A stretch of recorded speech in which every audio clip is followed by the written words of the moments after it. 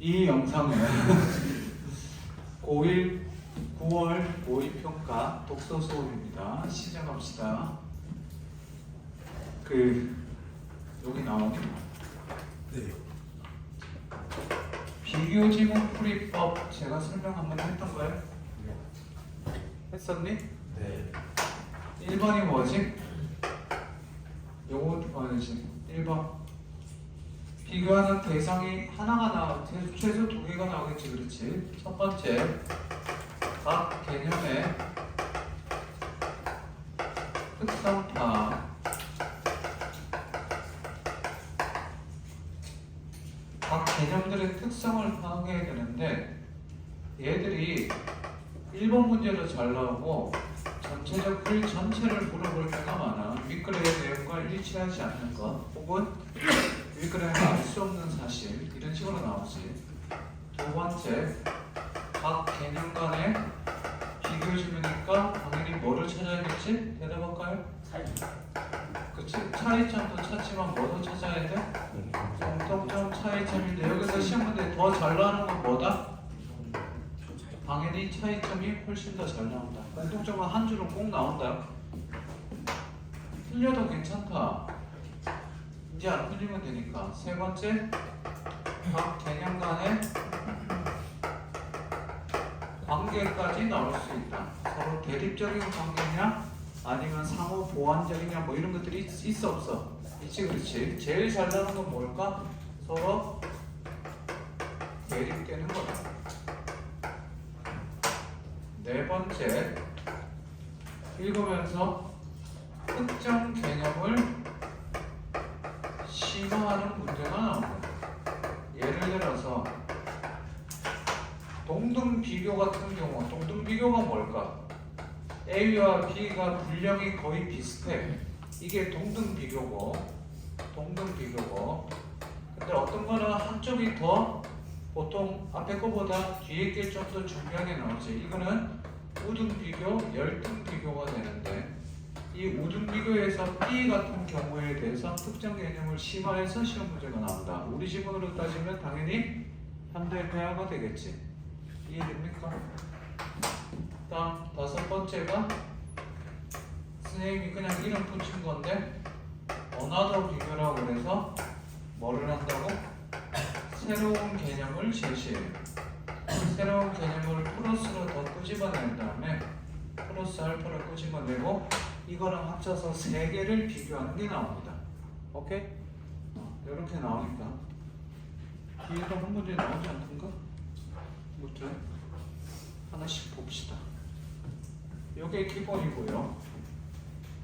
처음에 지금 해야 될 게 몇 번이냐면 21번에서 26번 지문인데 21번에서 26번 지문은 문제를 봐도 몇 문제?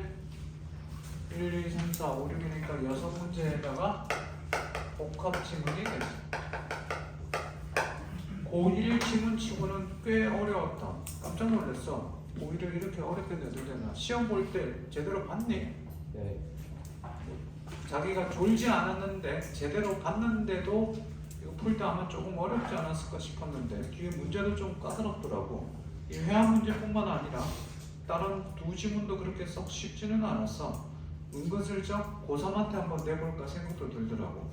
얼마나 맞는지 한번 볼까? 네. 그래, 한번 해봅시다. 같은. 그래도 고3이야. 봅시다. 세 개는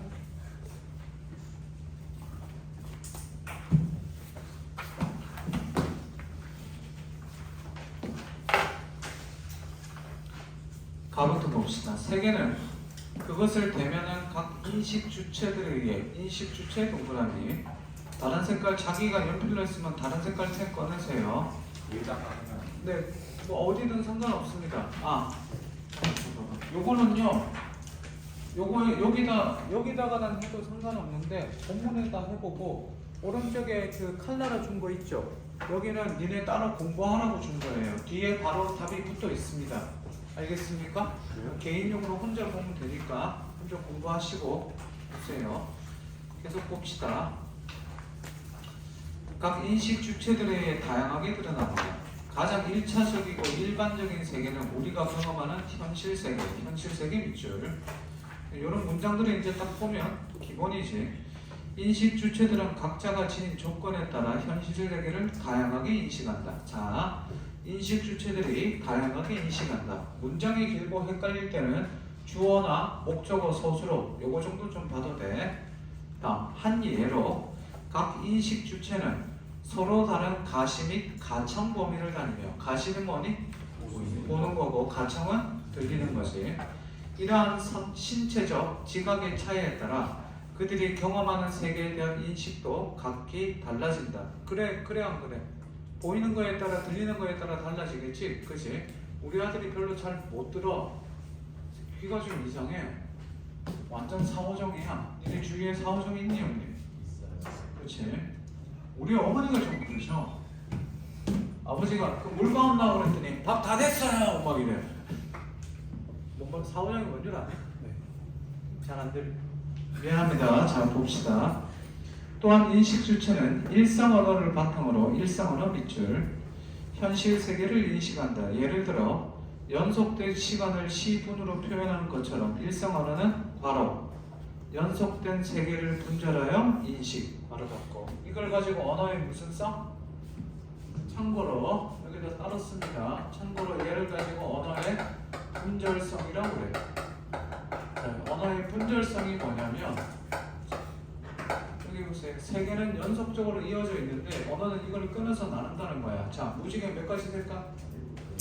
무지개가 정확하게 빨간색 쫙 있고 주황색 딱 있고 노란색 딱 있고 이렇게 이어져 있는데 보통 7개로 따지니 우리가 7개 이어져 있는데 연속적으로 이 세 개는 칠판 세 개는 연속적으로 이어져 있는데 언어가 이걸 어떻게 마치 끊어져 있처럼 한다는 거야.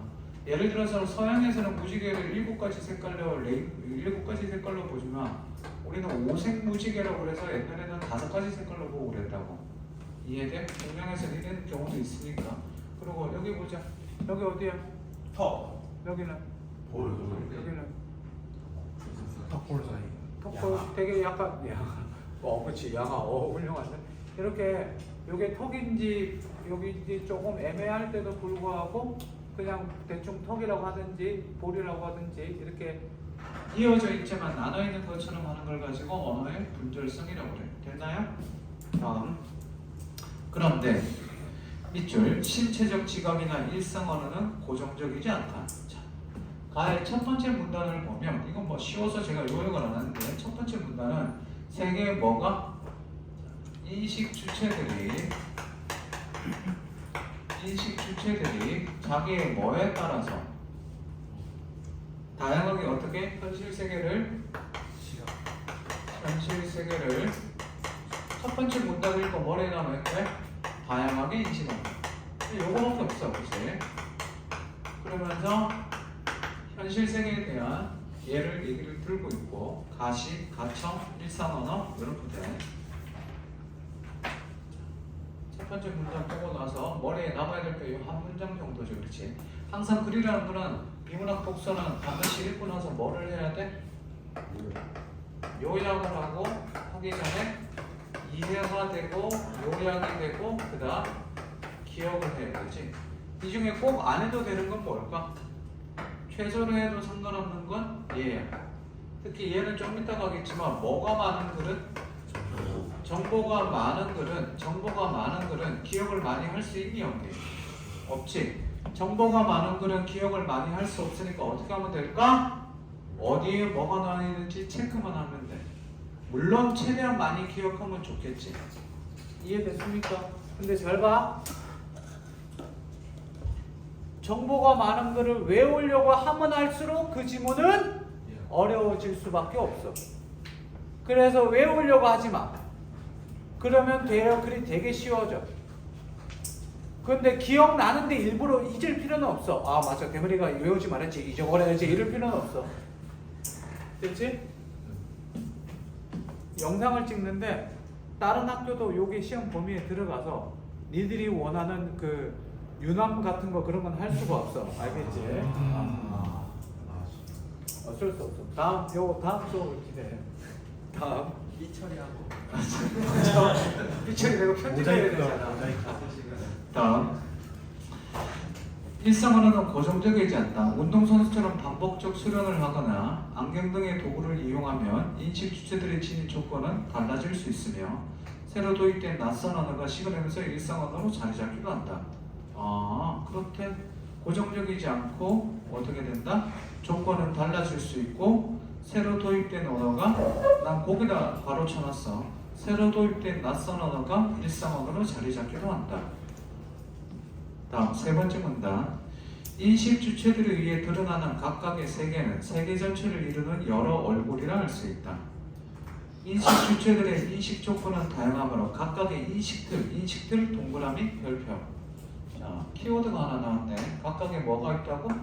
사람들은 각각의 뭐가 있다? 인식들. 지금 하면서 비문학 복습 끝낸다고 생각해. 한 번 더 복습하고 끝내는 걸로 이해돼? 다음. 인식 틀에 따라 저마다의 얼굴, 즉 각각의 존재면이 드러나게 된다. 인식 틀을 통해서 각각의 존재면을 드러내는데 네모 쳐져 있으니까 뭔가 시험 문제에 나오겠지. 그런 의미에서 회화예술은 밑줄, 회화예술은 세계의 다양한 존재면을 드러내는 작업이다. 갑자기 뜬금없이 뭐가 나왔어? 그렇지. 이제 이 글에 핵심 저기가 할 수 있는 회화가 나오게 돼. 회화. 자, 이제 봅시다. 의식 수준이 성장함에 따라 인간은 점차 현실 세계의 현상 너머에 있는 형이상학적 것들을 갈망. 형이상학적 과로. 자, 인간의 뭐함에 따라 인간의 의식이 성장함에 따라 그다음 뭐가 된다고? 인간은 뭐를 추구하게 된다? 형이 상학적이지. 형이 상학적인 것이 뭐가 돼? 형이 상학적 뜻이 뭐야? 형이 상학의 반대가 뭐니? 형이 상학의 반대는 형이 하학이지. 자, 봅시다. 참고로 좀 알아둡니다. 형이 상학의 반대는 형이 하학이고 형이 상학은 뭐 하는 거? 정신적이고 육체적이고 사색적이고 철학적인 것들이고 형이 화학적은 니들이 좋아하는 육체적인 것 이런 것들이 되지. 그리고 하급이라고 그러는데 하라고 그래서 자, 형이 상학은 그냥 허리 위, 형이 하학은 허리 아래 이런 식으로 보통 비유를 해요. 아 진짜 학문적으로 이 새끼들아. 진짜 좋은데.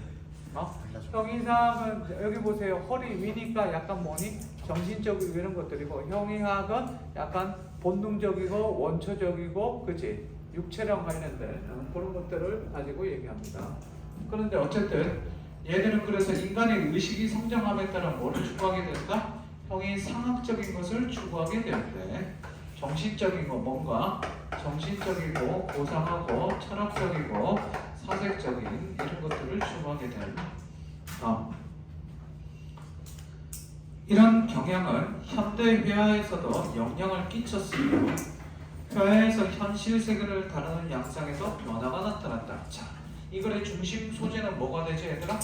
회화야, 회화. 이 회화가 되는데 회화가 어떻게 되는지 봅시다.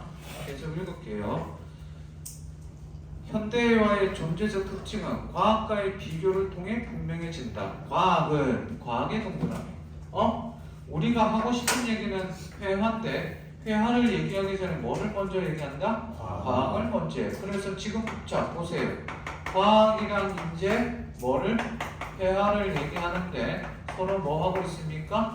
비교하고 있습니다. 근데 칠판 우리가 비교를 하려면 이거 나중에 우리 논리할 때 한번 해야 되는데 미리 하나만 얘기할게요. 비교하려면 뭐가 있어야 될까? 힌트 줍니다. 선생님은 안경을 쓰고 있는데 얘는 코가 크다. 비교가 되니 안 되니? 안 됩니다. 왜 안 되지? 뭐가 다르기 때문에? 그래, 주제? 비교 대상이 다른데 비교하려면 뭐가 있어야 될까? 대조군은 생물. 비교하려면 자, 선생님은 머리가 짧은데 뭐 니들은 안경을 쓰고 있다. 돼 안 돼? 뭐가 달라서? 얘기하려니까. 비교하려면 기준이 있어야 돼. 됐니? 뭐가 있어야 된다고? 기준. 일단 외워둬. 나중에 시험 때에 수업할 때 할게. 자, 겨울방학이다. 봅시다. 과학은 존재민이 비교적 일의적이며 존재민 일의적이라는 것은 뜻이 뭐라는 거지? 일의적인 뜻이 하나라는 거지. 보통 한 면만 보이고 있고 한 존재면을 수직으로 파고들어 그 면을 심층적으로 드러낸다. 수직으로 파고들어 심층적으로 드러낸대. 지금 칠판에 쓰는 것들이 니네가 기억에 남아야 되는 것들입니다. 수직으로 파고들어 심층적으로 나타낸다. 예를 들어 생물학은 종, 개체, 기관, 세포, 유전자 등 무수한 면들을 드러낸다. 이 면들을 넓게 보면 같은 면의 객관적 심층이다. 자, 여기서 이런 것들이 시험 문제에 잘 나오지. 뭐라고? 가로쳐둘까? 같은 면의 객관적 심층. 자, 무슨 말이냐면 왜 이게 시험 문제에 잘 나올까? 예를 들어라고 얘기해 주는데 생물에서 되게 다양한 뭐라고? 세포, 종, 개체 보면 무수한 면들이 드러나니까 마치 수평적으로 넓은 것 같지만 실제로는 얘들은 뭐라고? 같은 면의 객관적 심층이라는 거.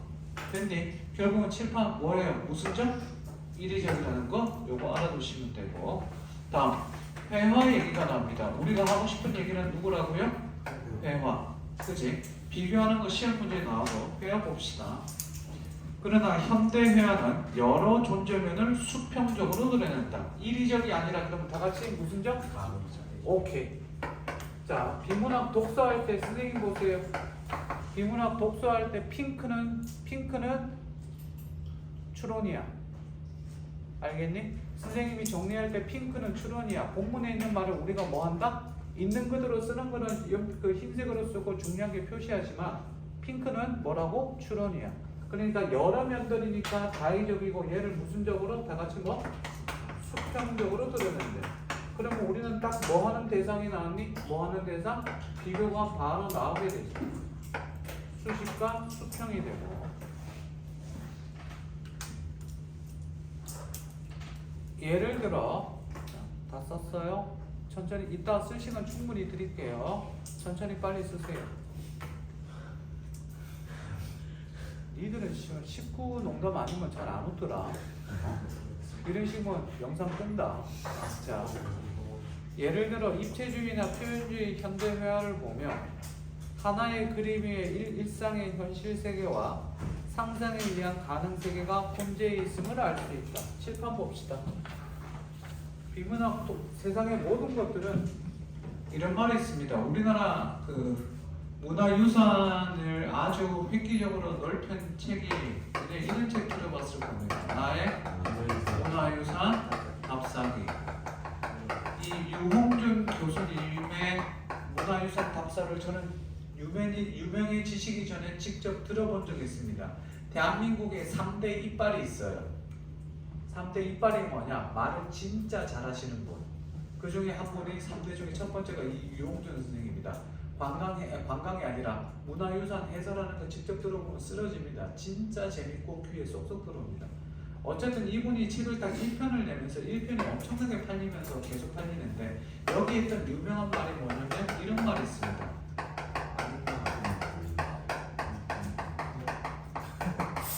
보인다 해도 상관없고 아는 만큼 보인다. 그치? 보인다가 맞지? 보인다가 느낀다고 있고 뭐 같은 말이네. 여기 보세요. 거기 지금 우리 입체주의 이 얘기를 왜 했느냐? 입체주의랑 표현주의 얘기를 합니다. 자, 표현주의가 뭔지 알아요? 미술사조에서 표현주의는 20세기 초에 나왔는데 내가 지금 한 동작을 하면 표현주의 대표적인 화가가 누군지 알 겁니다. 잘 보세요. 안경을 벗고 해요. 누구예요? 누구? 제목은 뭐야?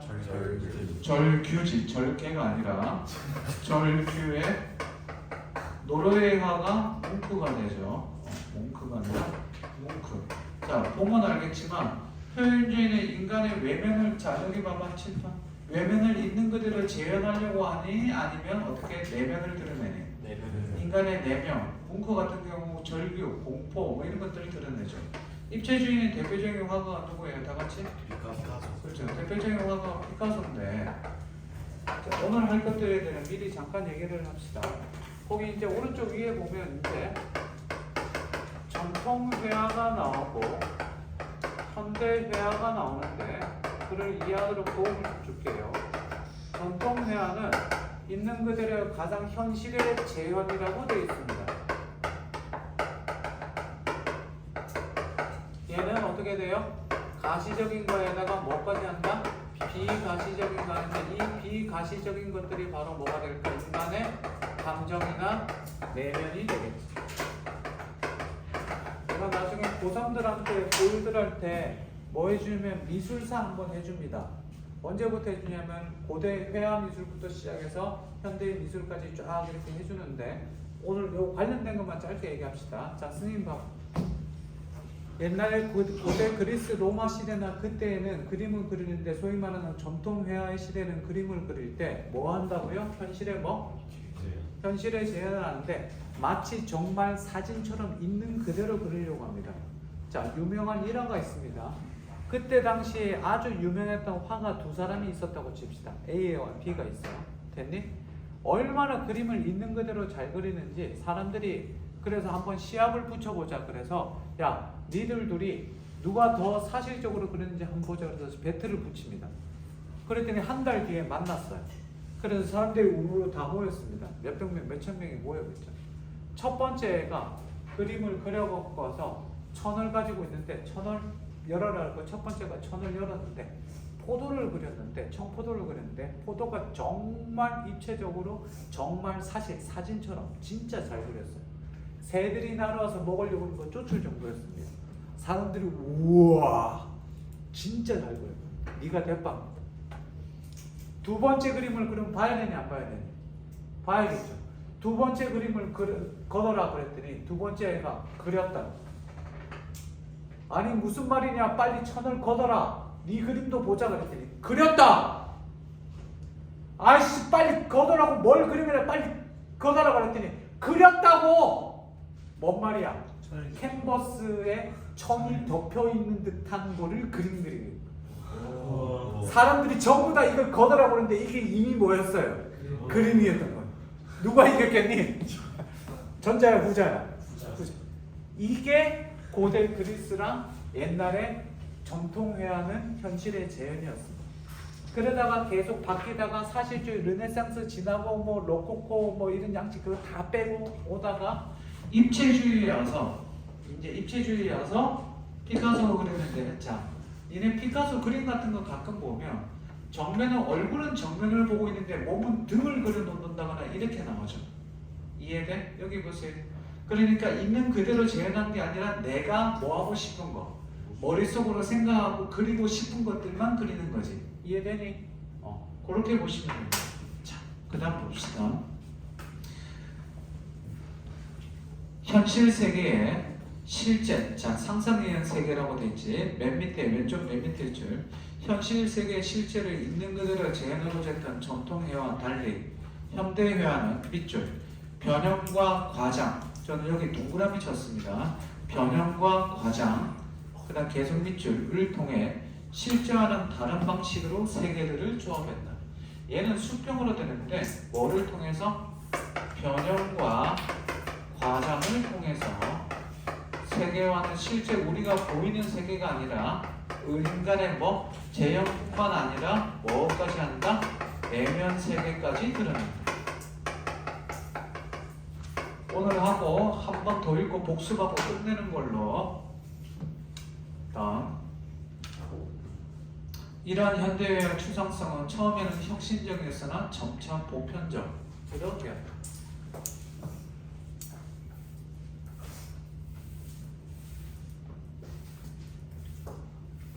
오케이? 졸립지? 언제 왔니? 아침. 오늘 아침에 왔어? 저기서 자고? 어제 왔어? 추상의 강도가 더해질수록 현대회화는 실제의 재현에서 더욱 멀어져. 실제가 아닌 실제 뜻이 뭐니? 맞아. 이동 저거죠. 그치? 실제는 실제로 존재가 되겠다.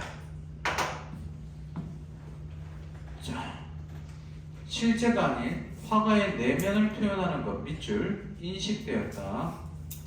내면은 상상의 영역이기에 전통회와 달리, 자, 읽어보면 알겠지만 여기서는 뭐와 뭐를 비교하니? 과학과 회화를 비교하는데 여기서는 이제 무슨 회화랑 무슨 회화? 전통회화랑 현대회화를 얘기하는데요. 당연히 뭐가 더 중요하지? 현대회화가 더 중요하죠. 그렇죠? 현대회화를 더 중요시하면서 그러면 머릿속에 남을 때 현대회화가 더 많이 남아겠지. 드러내기에 어렵다는 인식도 생겨났다. 그러나 세모. 자, 그러나 다음 나오는 문장은 중요하죠. 현대회화의 추상성에 대해 실제는 배제한 채 내면만 표현한 것이라고 이분법적으로 이해하는 것은 적절하지 않다. 밑줄 꽉 쳐져 있어야겠지. 왜냐하면 상상의 대부분은 현실의 경험에서 비롯되며 내면의 추상적 영역 또한 객관적 실제의 외면을 이질적으로 변형시켜 존재를 다양하게 드러내는 세계의 무수한 존재면 중에 하나이기 때문이다. 그래서 마지막 밑줄, 회화를 통해 접하는 다양한 가능 세계와의 만남은 우리를 현실 세계에 더 가까이 다가가게 해준다. 여기 밑줄 왜 쳤을까? 여기 보자. 다양한 가능 세계를 만나게 되면 현실과 동떨어져야 정상인데 실제로 현실과 동떨어지는 게 아니라 현실과 뭐? 더 가까이 다가가게 해준다. 뒤에 문제 나와 안 나와? 나오죠. 이런 것들이 쉬운 문제 나오죠. 그렇죠? 자, 현대회화는 내면을 표현하고 어떻게 된다? 실제를 배제했다. 칠판.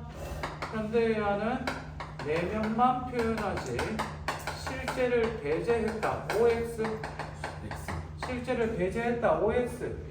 X가 되지. 이거 잘 봐둬야 됩니다. 실제를 배제했다. 그래서 현대화는 가능 세계를 나타내기 때문에 현실과 동떨어졌다. 현실과 더 가까워진다. 현실과 더 가까워진다. 여기에 시험 문제 나옵니다. 현실과 더 가까워짐. 이거 써두세요. 이거 지울 거예요.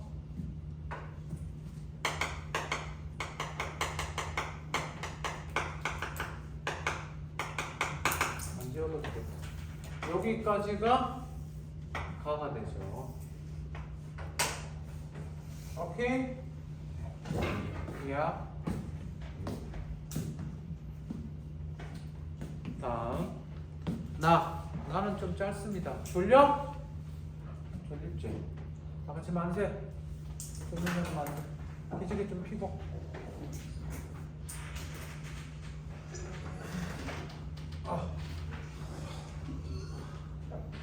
저녁 또 있니? 수업에?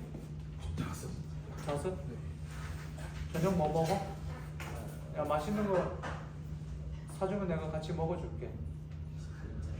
아쉽지만 그건 나쁜 새끼. 오늘 밥집 문 많이 열었나? 거의 다 닫았습니다. 다 열었어? 자, 닫았다고? 네. 뭐 먹냐? 집에 가서 먹어요.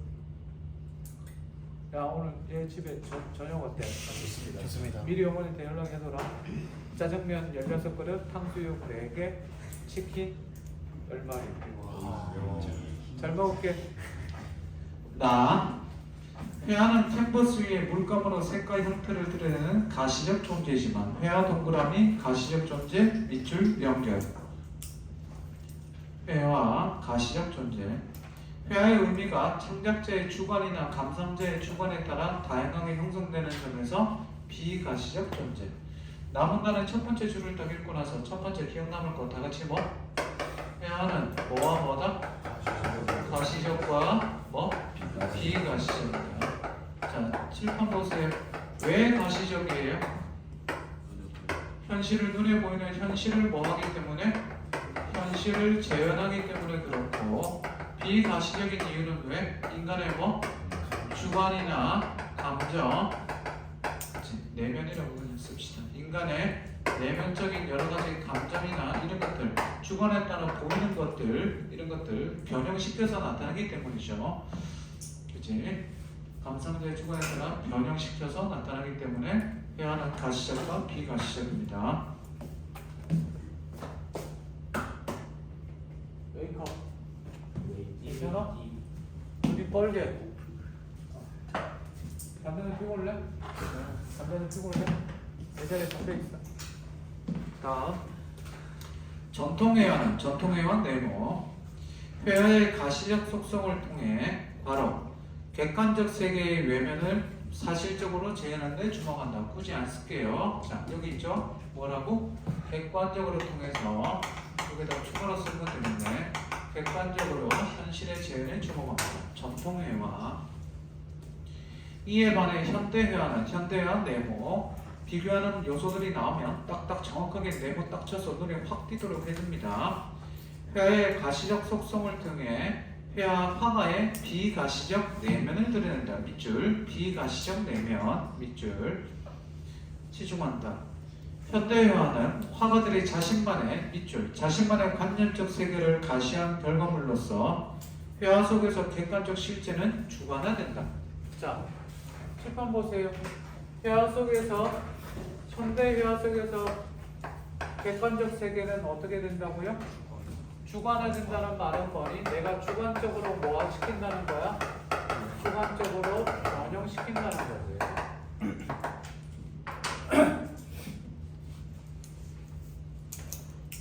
다음.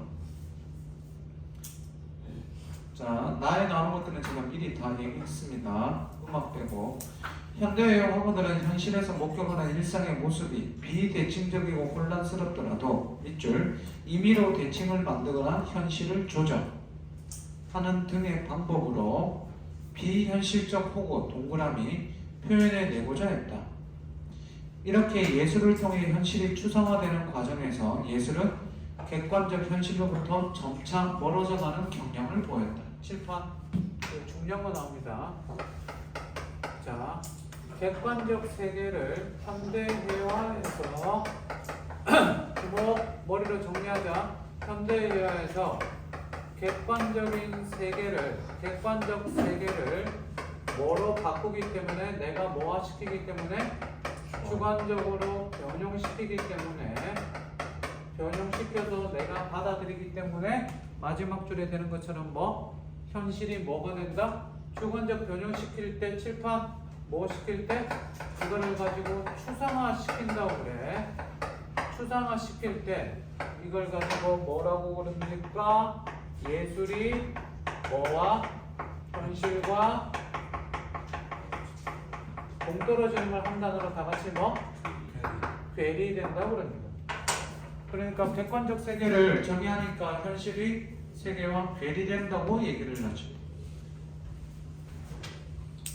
그랬더니 이렇게 현실과 예술의 분리 혹은 괴리가 음악에도 나타난다 라고 되어 있지. 그렇지?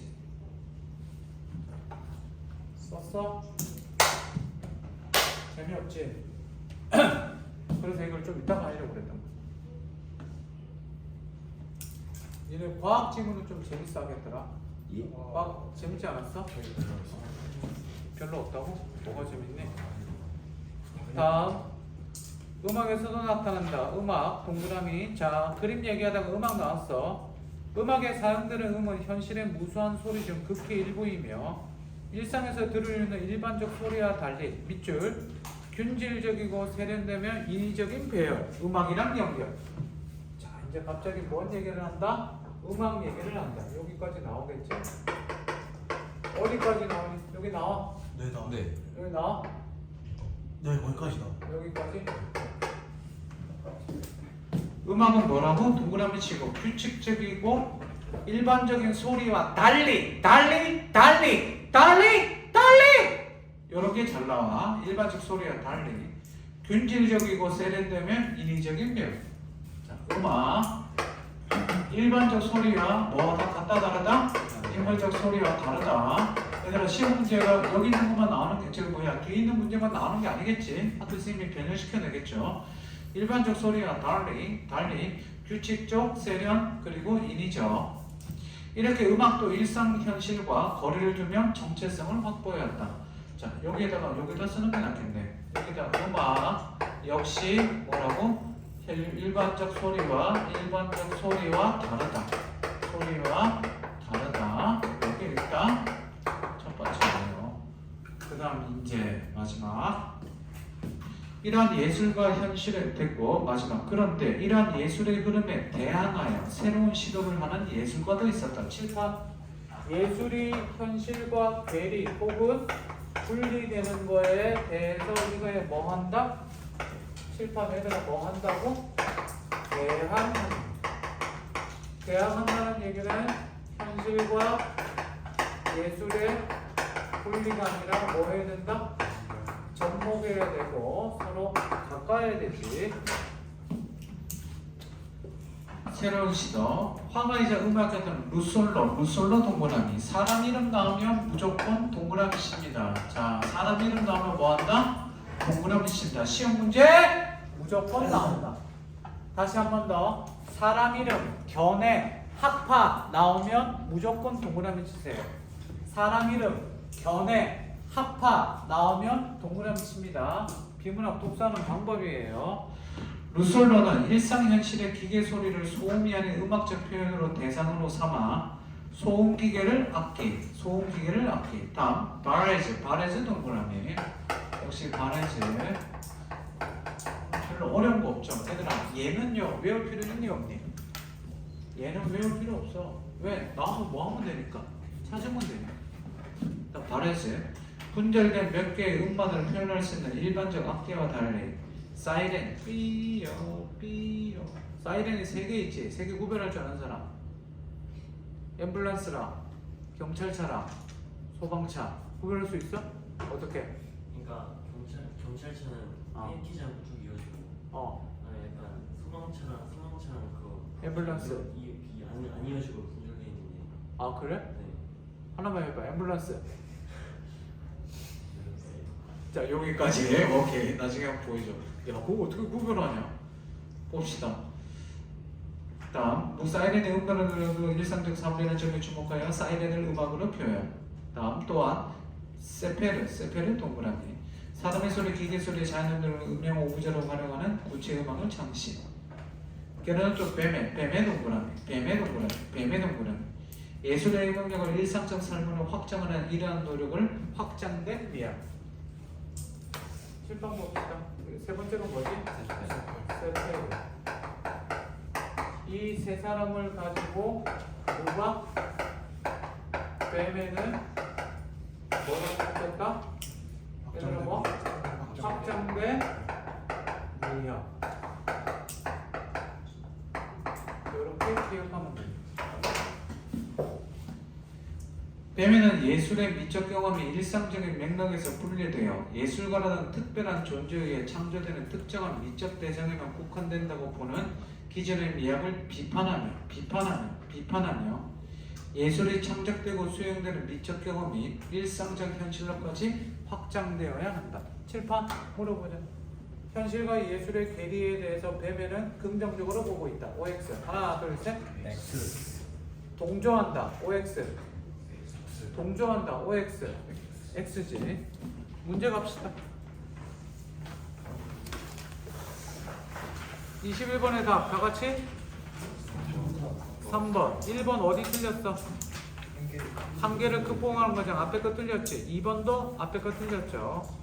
4번 가는 인간의 의식 성장의 성장에 따라 현실 세계의 변화 형상. 의식 성장이 성장할 때마다 7판 의식 수준이 성장함에 따라 뭐가 바뀌었다고 그랬지? 형이상을 추구했다고 그랬지? 틀렸죠. 나는 일상부터 분리되어 가는 거니 아니면 확장되죠? 분리되는 것에서 예술의 흐름을 언급은 하고 있지. 여기 보세요. 현실에서 어떻게 되어 간다? 분리되어 간다. 언급은 하고 있지. 그렇지? 그런데 이거에 대해서 뭐 하는 것도 보여주고 있다? 대항하는 것도 보여주고 있다. 답은 3번. 22번. 다 같이 답 몇 번? 4번. 왜? 어디가 틀렸어? 서로 관련이 없는 여러 존재면들로 구성되어 있을 때. 요게 틀렸죠. 23번은 전통회하고 23번의 기억은 전통회와 니은은 저기지 적절한 겁니다. 1번 보세요. 비교하는 거 나온다 안 나온다? 나온다. 1번 기억 니은과 기억과 니은은 모두 현실의 존재감을 드러내기 어렵다. 어렵다가 틀렸죠. 둘 다 가능하지. 둘 다 가능. 2번 기억과 니은은 모두 현실 세계의 사치적 제한을 통해 화가의 내면세계를 그려 치중했다. 기억이 틀렸죠. 3번 역시 기억이 틀렸고 4번은 달리가 틀렸지. 정답 5번. 다음 24번 구스타프 클림트 본 적 있죠? 히스 네. 금색으로 된 거 예술의 전당에서 했을 때 봤니? 얘들아 서울에 가면 예술의 전당이라는 데가 있어. 들어봤니? 네. 들어봤어? 들어는 봤지? 세상에 전시회가 엄청 세져 있어. 엄청 크고 전철역도 있어. 고마워. 자 우와. 그만해야지. 보기 두 번째 줄. 연구자는 이 회화성 남녀의 의상에 한 사람의 생명체가 완성되기까지 밑줄 순차적 세포 분열 과정이 과장된 크기와 다양한 색으로 변형되어 그려져 있음. 그리고 이를 통해 클림트가 당시 현미경 기술의 비약적 발전에 따른 밑줄 칩니다. 생물학적 탐구에 대한 성과를 토대로 삶과 죽음, 생명에 대한 자신의 깊은 관심까지 밑줄. 그리고 저는 삶과 죽음, 생명에 대한 자신의 깊은 관심 괄호 쳐두고 비가시적이라고 써놨습니다. 비가시적. 자, 적절하지 않은 것 4번이죠. 왜요? 4번 니은 보세요. 두 번째 줄 세포 분열 과정에 대한 생물학적 탐구를 다루고 있다는 점에서 비가시적 속성. 세포 분열 과정은 가시적이니 비가시적이니? 가시적이 되죠. 그래서 4번이 답입니다. 이거는 3점 치고는 문제가 굉장히 쉬워요.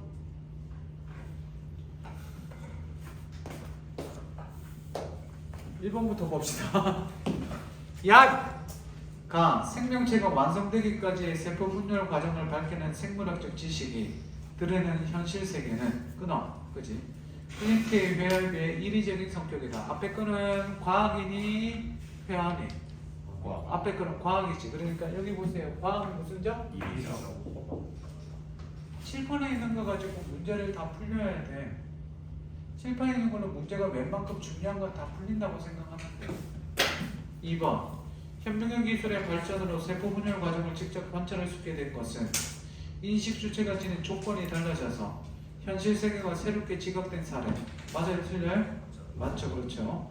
3번, 5번도 쉽게 찾을 수 있을 겁니다. 25번에 답 몇 번? 5번. 2번. 왜? 루솔로는 음의 인위적인 배열을 추구하니 아니면 추구하지 않니? 대항하는 거지. 여기 보세요. 음의 인위적인 배열 칠판. 음악은 일반적 소리와 다르다고 하면서 음의 인위적 배열이라고 그랬었잖아. 기억나니? 네. 인위적 배열에다가 세련됐다고 돼 있는데 이거에 대해서 루솔로는 뭐 하는 거다? 대항하는 거라고 돼 있지. 그러니까 답은 몇 번? 2번이다. 됐습니까? 네. 독서 21번에서 26번. 26번에 답은 4번. 이건 뭐 원숭이도 풀 거고요. 잠깐 쉬었다 하겠습니다. 자, 30번에서 33번 지문인 법지문 봅시다. 피세요. 어려운 친구들은 나랑 같이 하고 나서 풀면 돼. 지문 쉽지 않아, 이 지문. 매매계약. 집중. 이제 다 잤지? 졸지 마라. 어렵다, 이거. 네. 매매계약, 이원 등과 같은 법률 행위가 법률 효과를 발생시키려면 성립 요건과 효력 요건을 갖춰야 된다. 성립 요건과 효력 요건. 책판에 써놨고. 성립 요건은 동그라미. 자, 동그라미. 비문학 지문에서 앞에 맨 첫 번째 줄에 화제가 나오면 순서대로 이제 설명이 나와. 그치? 그럼 이거는 앞으로 어떤 글이라는 걸 짐작을 하고 읽어야겠지. 성립 요건은 동그라미.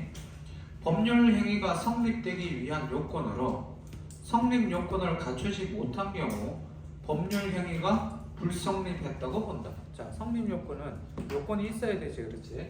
만약에 이 요건을 갖추지 못하면 요건을 충족하지 못하면 뭐 했다고 한다? 불성립. 성립 자체가 아예 안 돼. 성립 자체가 안 돼. 불성립 첫 번째 나왔어요. 다음 효력 요건 동그라미 이미 성립한 법률 행위가 그치? 성립했어. 효력을 발생한 데 필요한 요건으로 이를 갖추어 효력을 발생시켰을 때 법률 행위가 유효. 법률 행위가 유효 밑줄. 자, 효력 요건은 유효하려면 이미 뭐가 돼야 돼? 성립 요건을 충족해야 돼. 충족 후에 그 다음 뭐 효력 요건도 충족하는 거지. 여기까지 됐습니까? 네. 한 줄 한 줄씩 천천히 할 테니까 지금 이 지문에 대한 이해도가 니들이 스펙트럼이 되게 다양해. 아예 어려워서 무슨 말인지 모르는 애도 있고 쉽게 푸는 애도 있는데 쭉 한 줄 한 줄을 차근차근 설명할 테니까 잘 보세요. 네 머릿속으로 정리가 돼야 돼. 이해가 되고. 두 번째 문단. 그런데 법률 행위는 성립했어. 효력 요건이 불충분하여 그 법률 행위가 성립한 당시부터 법률상 당연히 그 효력이 발생하지 않는 경우 그 법률 행위는 무효가 된다. 거기 밑줄. 법률 행위는 무효. 무효에 동그라미 쳐놨어. 자, 무효는 칠판. 얘는 뭐라고? 성립 요건이 충족 안 됐다. OX. X. 성립 요건을 충족했어. what? 대신 뭐가 안 됐다? 효력 요건이 뭐라고? 불충이지. 불충족한 경우가 되겠지. 무효가 되는데 문제는 그 다음 잘 봐. 법률행위의 무효는 무효 사유가 존재한다면 1번 밑줄 특정인의 무효 주장이 없어도 효력이 없고 2번 특정인의 무효 주장이 없어도 거기 1번이야. 밑줄 쳐. 특정인의 자 이런 거 시험 문제 엄청 잘 나옵니다. 딱 보는 순간 나오겠다라고 생각을 하고 넘버링을 해두세요. 첫 번째 뭐라고? 무효 주장이 없어도 돼. 특정인의 무효 주장이 없어도 저절로 성립해서 주장이 없어도 성립해. 없어도 되고. 두 번째 2번 어디 밑줄 쓰면 될까? 기간이 경과해도 가능하다. 기간 제한이 있다 없다? 기간 제한이 없다 라고 말을 바꿨어. 기간이 경과해도 된다. 그냥 그대로 쓰자면 기간 경관, 기간 상관없다 이렇게 생각해도 되지. 경과해도 된다. 여기까지 됐습니까? 오케이? 딱 보는 순간 기간 같은 게 시험 문제 잘 나오겠니 안 나오겠니? 엄청 잘 나오고 그렇죠. 한편 법률행위 취소는 취소 동그라미 처음에 유효 무효만 나온 줄 알았는데 취소도 나와. 법률행위로서 일단 효력이 발생하였다가 어떤 사유가 있어 밑줄 법률행위가 성립한 당시로 소급하여 효력을 잃게 되는 경우. 자, 취소는 잘 봐야 돼. 취소가 조금 요거 세 개 구별하기가 어렵지. 이것도 대표적인 무슨 지문? 비교 지문이지. 자, 취소는 첫 번째 뭐가 된다? 효력 발생돼야 안 돼? 돼요. 얘들아, 효력 발생한다는 얘기는 성립 요건도 충족하였다. OX 하나 둘 셋. 오. 그렇지. 이렇게 지문 시험 문제가 나왔으니 자꾸 추론해서 문제 만들어 줄 테니까 잘 봐. 효력이 발생했다 안 했다? 발생했다. 발생하고 난 다음에 그 다음에 어떻게 됐다고? 성립한 당시로 어떤 사유가 있어. 성립한 당시로 소급하여 효력을 잃게 된다. 칠판 성립 당시로 소급하여 효력을 상실하게 돼. 여기서 잘 봐. 중요한 단어가 하나 나왔네. 소급 뜻이 뭐지? 거슬러 올라간다 뜻이야. 거슬러 올라간다는 뜻이야. 소급이라는 단어 알아두고 그 성립 당시로 거슬러 올라가는 거 소급. 법률행위가 취소가 확정이 되면 법률상의 효력이 무효와 같아지지만 밑줄 무효와 같아지지만 취소 사유가 존재하더라도 1번 아니면 A로 가자. 취소권을 가진 특정인이 취소를 주장할 때만 효력이 없어질 수 있다는 점. 거기 밑줄. 자, 효력이 발생했다가 효력을 상실해. 칠판 봅시다. 효력을 상실하니까 뭐와 같다? 뭐와 같다? 자, 효력을 상실하니까 무효와 같다. 동일한데 차이점이 뭐야? 특정인이 취소를 그렇지. 동일. but 차이점은 특정인이 뭐 해야 돼? 특정인이 취소를 주장해야 돼. 특정인의 주장이 있어야 돼. 있을 때만. 그러니까 얘가 뭐와 차이점이야? 무효와의 차이점이 되겠지. 공통점과 차이점 중에는 뭐가 시험 문제 더 잘 나온다? 이런 거 시험 문제 나올 거야. 뒤에 안 봐도 뻔하지. 다음. 또한 취소권은 또 하나 나왔어. 일정한 기간이 경과하면 소멸되고 B가 되겠지. B. 일정 기간이 경과하면 소멸 B가 되고 취소권이 소멸된 법률 행위는 결국 유효한 것으로 확정된다 라고 돼 있지. 두 번째 뭐가 된다? 무효와 동일하지만 1번 특정인의 주장이 있을 때만 A고 그 다음 B를 쓰면 뭐가 된다? 얘는 기간이 있다 없다? 기간에 제약이 있다. 기간에 제약이 있다. 이 말은 기간이 경과하면 사라지는 거고 소멸되고 취소권이 소멸된 법률 행위는 결국 유효하다. 칠판. 그러면 기간이 지난 애들은 무효로 바꿀 수 있다 없다? 없다. 칠판. 기간이 지난 애들은 무효로 바꿀 수 있다 없다? 없다. 기간 제약이 있기 때문에 기간 경과 후면 경과하고 나면 결국 얘는 무효다 유효다? 유효로 확정이 된다.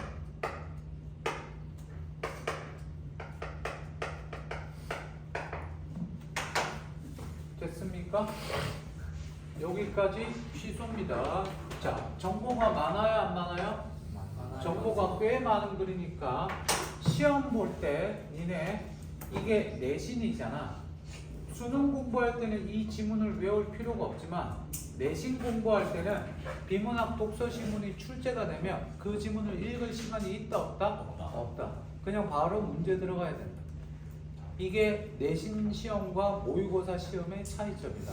이게 만약에 수능 기출이다. 그러면 니들이 나한테 배워야 될 거는 제시문 어떻게 요약하고 비문학 독서가 어떻게 시험 문제 나오는지 그거를 배워야 되지만 내신용이라면 그 방법에다 뭐까지? 내용까지 외워야 된다. 다음. 무효인 법률 행위에서는 아무런 효력도 생기지 않으며 무효니까 당연히 효력 발생이 일어날까 안 일어날까? 칠판 보세요. 당연히 효력이 당연히 알겠지. 효력 발생이 일어나지 않습니다. 효력이 아무것도 나타나지 않아요. 법적으로는 아무것도 없는 것이라 보기 때문에 밑줄 소급하여 유효로 할 수 있는 대상이 없는 상태. 지문이 좀 더 나오고 설명이 되니까 옆에다가 따로 또 뺍시다. 무효. 무효에 대해서 얘기가 좀 더 나오니까 무효는 뭐라고? 아무것도 없고 효력이 없고 소급하여 유효로 할 수 있는 대상이 있다 없다? 없다. 소급하여 유효로 할 수 있는 거는 이거는 뭐니? 취소지 그렇지. 그렇게 우리를 구별해야 돼. 다음. 그래서 무효인 법률 행위 즉 무효 행위는 밑줄 다른 법률 행위로 전환을 하기도 하고 추인함으로써 그때부터 새로운 법률 행위가 되게 만들기도 한다. 자, 무효는 뭐한 상태? 아무것도 얘들아 아무것도 없는 상태지. 그러니까 특정 관련 법이 있겠니 없겠니? 특정 관련 법에 적용을 받아 못 받아? 못 받겠지, 무효니까. 그러니까 소급하여 유효할 수 있는 대상이 없으니까 이걸 어떻게 돼? 무효행위는 1번 다른 행위로 전환하기도 하고 2번 추인. 칠판 보세요. 뭐와 뭐로 바뀐다? 다른 행위로 뭐 하기도 하고 전환하기도 하고 아니면 뭐 하기도 하고 추인하기도 한다. 추인이라는 단어는 니네가 뜻을 모르기 때문에 칠판 뜻을 모르기 때문에 만약에 이거에 대한 설명이 있으려면 밑에서 추인에 대한 정의와 특성을 다시 설명할 거야. 근데 더 이상 언급이 안 된다면 추인 단어 뜻을 몰라도 된다? 알아야 된다? 몰라도 된다. 이해돼? 자, 계속 읽어봅시다. 추인이라는 단어가 모르는 단어가 나왔다고 생각하지 말고. 자, 무효는 이미 성립된 법률 행위를 전제로 하기 때문에. 자, 무효는 뭐라고? 성립된 저기를 전제 요건으로 한대. 칠판. 무효는 성립 요건을 충족한다, 충족하지 않는다? 충족한다. 칠판. 유효든 무효든 둘 다 충족하지. 됐어? 그러면 취소는 성립한다. OX. 하나, 둘, 셋. 오. 왜? 효력이 발생했잖아. 효력이 발생했다는 얘기는 뭐란 얘기니? 유효지, 그렇지. 그러니까 시험 문제, 변형 문제, 선생님이 만약에 니네 학교 선생님인데 내신 문제를 낸다? 그럼 어떻게 돼? 다음 중 뭐? 성립 요건이 충족하지 않은 것은 그래갖고 시험 문제에 넣을 수 있겠어. 아니면 취소는 성립 요건 자체가 성립되지 않는다. 이렇게 선지 써봐. 헷갈려 안 헷갈려? 헷갈리지? 왜? 효력 발생이라는 거는 추론의 성립 요건을 둘 다 충족하고 있다는 걸 전제로 깔고 있는 거를 어떻게 찾아내야 되니까. 오케이. 다음. 성립된 법률 행위를 전제로 하기 때문에 이러한 추인이나 전환이 가능한 것이며 끊고 만약 법률 행위가 불성립했다면 전환이나 추인은 할 수 없다. 7파. 전환이나 추인을 하려면 무효는 이미 뭐 했기 때문에 성립을 전제로 하고 있겠지. 성립을 전제로 하고 있기 때문에 전환이나 추인이 가능하지. 만약에 시험 문제 뭐라고? 성립하지 않으면 추인할 수 있다. 성립하지 않더라도 추인할 수 있다. OX. X. 민재야. OX. 사시야. 사시. 내 쟤 쳐다보는 거야. 승영아 너 쳐다보는 거 아니야. 사시야. 나. 민재 쳐다보. 민재야. OX. 오케이 됐어? 모자 쓴 거 처음 봐. SE. 나도 한 번만 써봐도 돼. 자, 나 모자 쓰면 완전 달라진다. 나의 최고 약점을 치명적인 여기를 가린다고 생각해봐. 저기 표정이 지랄한다 싶어. 네가 가려봤자지 뭐. 다음. 없다. 무효행위를 전환한다는 것은 전환의 동그라미 별표. 자, 지금부터 이제 뭔 얘기가 나오겠니? 지금부터 뭔 얘기 나올까? 전환이 나오겠지. 무효인 법률 행위가 다른 법률 행위로서의 효력 요건은 갖추고 있을 때 그 법률 행위로서의 효력을 인정하는 것을 말한다. 7판. 전환이라는 거는 예를 들어서 한 녀석이 A라는 법이 있는데 이거를 A 그대로 보면 성립이 안 돼. 성립은 하지만 적이가 안 되는데 이거는 뭐 B로 본다면 얘는 뭐하다? 가능하다. 이렇게 보는 거지. 그러니까 뭐로 바꾸겠어? B로 바꾼다는 얘기겠지. 전환이겠지. 이때 전환을 위해서는 당사자가 무효임을 알았더라면, 자 조건 나옵니다. 괄호주세요. 당사자가 무효임을 알았더라면, 괄호칩니다. 당사자가 무효임을 알았더라면 그 법률 행위가 아니라 처음부터 다른 법률 행위를 했을 것이라고 인정되어야 한다. 알았더라면. 됐지? 자, 무효 행위의 전환의 예로 얘 나온다. 징계 행위로서 효력 요건을 갖추지 못해 무효가 된 법률 행위에, 자 징계 행위로는 안 돼. 무효야. 징계 휴직으로서의 효력 요건을 갖추고 있을 때 징계 휴직으로 전환해서 법률 행위가 유효가 되는 것을 들 수 있다. 7판 똑같이. 그럼 이해됐니? 전환은 이해는 됐어? 전환 되게 쉽지? 자 여기 봐봐. 이게 A가 여기서는 뭐라고? 징계 뭐?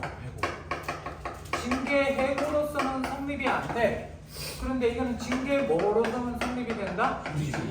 징계 휴직에서는 성립이 되니까 그러면 이걸로 해야지 라고 어떻게? 유효. 이걸로 법률 행위를 효과를 적용시켜보죠. 이해됐나요? 네. 현석아 됐어? 오케이. 자, 무효행위를 추인한다는 거. 추인한다 동그라미 별표. 추인한다. 무효가 된 법률 행위가 갖추지 못했던 효력 요건을 추후에 보충하여 밑줄 추후에 보충하여 새로운 법률 행위로서의 효력을 인정하는. 자, 추인은 뭐라고? 나중에 뭐 한다? 자, 얘는 추후에 보충하는 거. 처음에는 법률 행위가 인정되지 못해서 무효였는데 성립은 되지만 효력이 발생하지 않았는데 나중에 추인하는 건 뭐라고? 효력이 발생하게끔 만드는 거지. 무효행위를 추인하면 그 무효행위가 처음 성립한 때로 소급하여 유효한 것이 되는 것이 아니라 밑줄 추인한 때부터 새로운 법률 행위를 한 것. 추후에 보충할 때 주의사항이 7번 처음 소급으로 처음 만든 대로 소급 적용한다. OX 처음 만든 대로 소급 적용한다. OX X 이유는 자 추후에 보충한다는 얘기는 추인 시점 이후부터 적용이 되겠다. 이유는 상식적으로 생각해봐. 33번 가해 이유를 추론한 내용으로 적절한 것 풀어봐. 지금 이 문제 있는 거 몰랐지? 가해 이유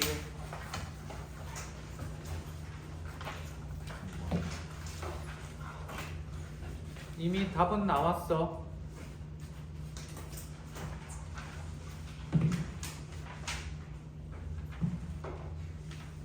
음.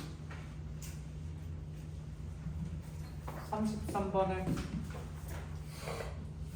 7번 처음 소급하여 적용하지 않고 추인 시점 이후부터 적용이 되는 이유는 우유는 뭐 어떤 상태라고 그랬니?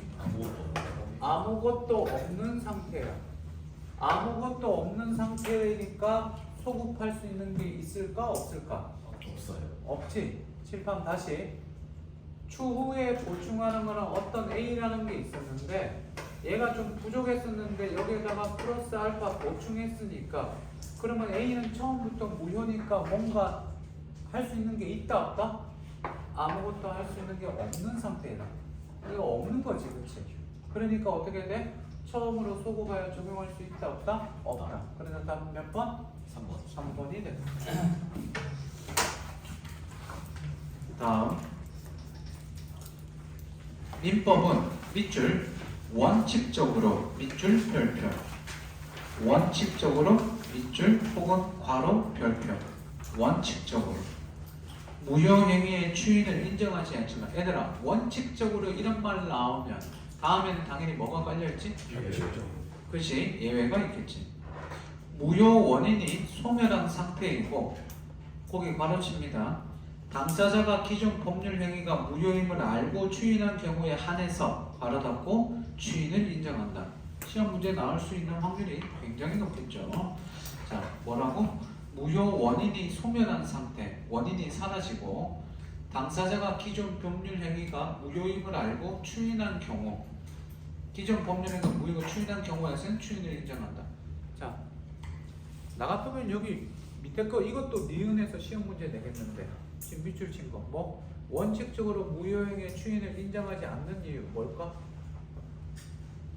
7판 원칙적으로 무효행위가 추인하지 않는 인정하지 않는 이유가 뭘까? 추인한다는 거는 그 법률 행위가 뭐 하다는 얘기야? 효력이 발생하기에 뭔가 부족하다는 얘기지. 그걸 나중에 채워서 뭔가 했다는 얘기지. 이거 원래 채워서 하려면 이거 그 법 만드는 거 누가 해야 돼? 얘들아 입법기관이 어디니 우리나라? 국회, 그치? 거기서 해야 되지. 그러니까 거기서 나오지 않은 거를 인정하지 않겠다는 얘기야.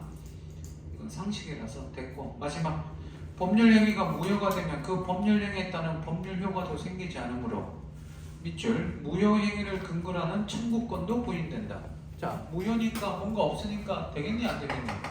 그치? 무효의 바탕으로 해서 무효를 근거로 한 청구권이 인정된다 안 된다? 청구권은 인정되지 않는다. 마지막 문제도 시험 문제 잘 나오죠. 따라서 해달 법률 행위가 채무가 있는 경우, 채무는 뭐니? 빌린 거야? 내가 갚아야 될 거야? 받을 거야? 갚아야 되는 거. 채무는 갚아야 될 거야? 받을 거야? 채무자와 채권자가 있지.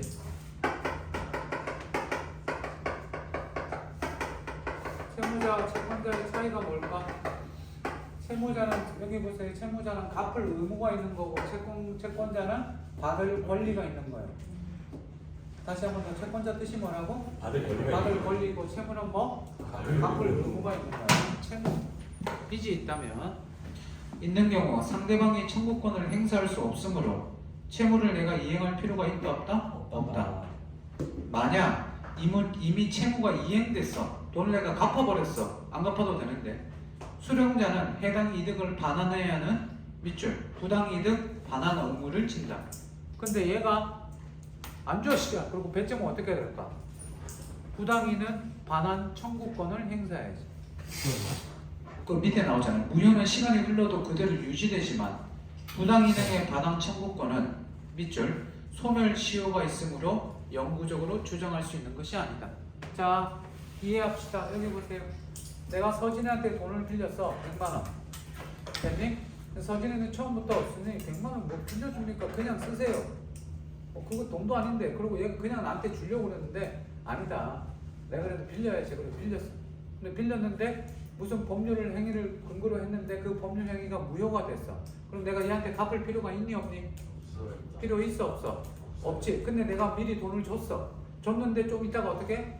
무효가 됐네? 그럼 나는 어떻게 해야 될까? 야 돈 줘 그러면 얘가 다시 돌려줘 그러면 얘가 나한테 돌려줘야 돼 안 돌려줘야 돼? 돌려줘야 되지. 근데 내가 얘한테 돌려달라는 말을 얘가 안 돌려준대. 그럼 내가 어떻게 해야 돼? 부당이득 반환 청구권을 소송을 제기해야 돼. 야 돌려줘. 됐니? 근데 시간이 지났어. 그러면 시간이 지나서 부당이득 반환 청구권을 행사할 요청을 못했어. 그러면 얘는 나한테 돈 갚을 이유가 있을까 없을까? 의무 있다 없다? 없다. 됐습니까? 그를 이해하면 적용하세요. 30번 위크레너가 일치하지 않는 것 당연히 1번 추인을 할 수 있다 없다? 없다. 시험 문제 나죠. 2번은 1문단 3번은 3문단 4번은 6문단 5번도 6문단 질문 패스. 31번 기억 니은에 대한 이해로 적절하지 않은 것. 기억은 효력 요건이 불충분하여 법률상 당연히 효력이 발생하지 않는 경우 O. 2번 니은은 취소 사유가 존재하더라도 괄호 법률형의 효력이 발생하는 경우가 있다. 어떨 때 발생하겠니? 실판. 뭐 하지 않은 경우? 여기 보세요. 주장이 있을 때만이니까 내가 만약에 주장하지 않았을 경우나 거기 밑줄 쳐놓고 써두세요. 주장하지 않은 경우나 그 다음 기간이 뭐 한 경우? 그치. 기간이 경과한 경우가 되겠죠. 이 31분 문제 좋아요. 니은. 자, 법률형의 효력이 발생하지 않는 경우 언제 발생하지 않는다? 주장하지 않았을 경우나 기간이 경과했을 경우. 됐습니까? 이해됐니? 다음 몇 번? 5번. 32번 별표 하나 쳐두고 갑은 자신의 유언을 법적으로 인정받고자 비밀정서에 의한 유언의 형태로 유언정서를 남겼다. 하지만 갑의 사망 후 이 유언정서는 봉인상의 확정일자를 받아야 된다는 조건을 충족하지 않아 무효, A는 무효. 이에 대해 법원에서는 해당 유언정서가 다른 형태의 유언정서인 자필 서명에 의한 유언의 조건은 모두 충족하고 있고 끊고 갑이 자신의 유언정서가 무효임을 만약에 알았더라면 이러한 형태의 유언정서를 남겼을 것이라고 보아. 그치? 자필섬의 유언으로서는 효력은 유효하다고 보았다. 7번 봅니다. 이거는 전환이야 추인이야? 전환이야 추인이야? 전환이 되지. 옆에다 보기에다가 전환이라고 써볼까? 적절한 것 1번. 적절한 걸로 그럼 나머지가 적절하냐 거 답은 2번인데 나머지 적절한 걸로 다 바꿔봅시다. 1번. A가 무효가 되면서 끊어. 맞아 틀려? 응? 아 맞아요. A가 무효가 되면서 맞지? B의 성립 조건도 불충분한다. 성립 요건은 불충분한다? 맞아 틀려? 상관없지 그렇지 이거는. 그다음 2번 정답. 3번 A의 부족한 효력기관이 추후에 보충돼요. 추후에 보충되는 건 추인이지. 이거는 추인이다 전환이다? 전환이다. 그러니까 틀렸고. 4번 A는 비록 바뀌면서 무효 원인이 소멸돼요. 어디가 틀렸어? 바뀌면서는 맞는데 무효 원인이 소멸돼요. 요거 틀렸고. 다시 효력을 가진다? 요것도 틀렸지. 다음 A의 효력이 발생하면 B가 무효임을 당사자가 알았다는 이거는 상관있다 상관없다? 상관없다. 그리고 B가 아니라 A가 되겠죠. 됐습니까? 오케이. 이 지문에서 질문할 거 있으면 생각해 보시고 질문 좀 하세요. 알겠어요? 네. 자, 바로 문제 풉니다. 다음 질문. 과학 질문 펴서 자, 얘 푸는데 한 10분 정도 걸릴 겁니다. 풀고 나서 줄게요. 오케이? 34에서 38번 시작. 푸세요. 자, 34에서 38번 질문인데 요즘 평가원에서는 니네가 잘 모르겠지만 고3들 평가원에서는 그림이 잘 안 나와.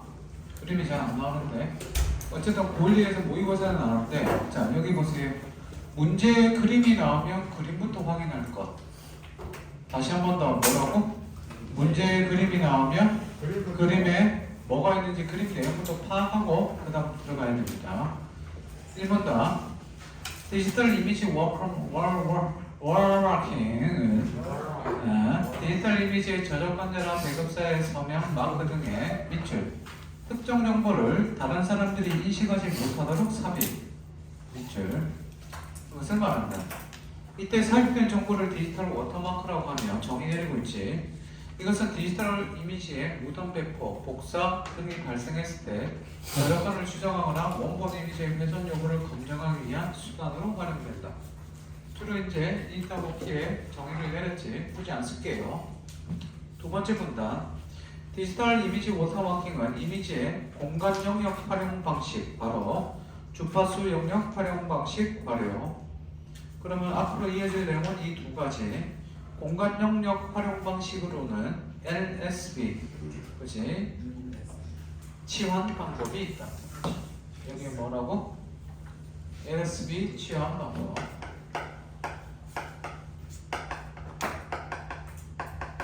그럼 당연히 과학기술 시문이니까 뭐가 나오겠니?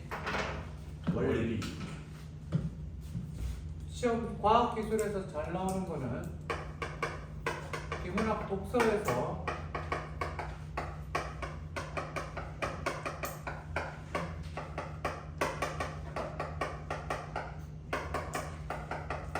조건, 과정, 원리, 역할, 한계, 의의가 있는데 시험 문제 잘 나오면 칠판 당연히 과학기술에는 이 두 개가 잘 나올 거라고 니네가 생각하시. 그래 안 그래? 여기에다가 얘도 엄청 잘 나온다. 그래서 그 과정 원리 속에서 얘들이 가지고 있는 어디까지? 역할까지 나온다. 써두세요. 이거 외워둬. 이건 고3 수능 볼 때 니네가 비문학 독서할 때 내가 제일 첫 시간에 가르쳐주는 비문학 독서의 시험 문제 무조건 나오는 6가지 해서 나와주는 원리가 이거야. 그 중에 과학기술에서 특히 잘 나오는 거는 과학과 기술에서 특히 잘 나오는 거는 이 3가지. 물론 얘도 포함돼서 나오긴 하지만 당연히 원리나 과정 속에서 어떤 특정 과정 속에서 어떤 원리를 적용한다든지 그 조건에 따라서 시험 문제가 엄청 나온다. 나 보면서 설명을 할게. 나오는지 안 나오는지 봐봐. 네 번째 줄, 두 번째 문단. 흑백 원본 이미지에 흑백 워터마크 이미지를 삽입하는 과정을 통해 원리를 살펴보자. 그러자 흑백 이미지를 구성하는 한 픽셀의 색상은 밝기에 따라 0에서 255. 그래서 검은색은 0, 255는 흰색 밑줄. 기본이야. 흑백 이미지 예를 들어보자.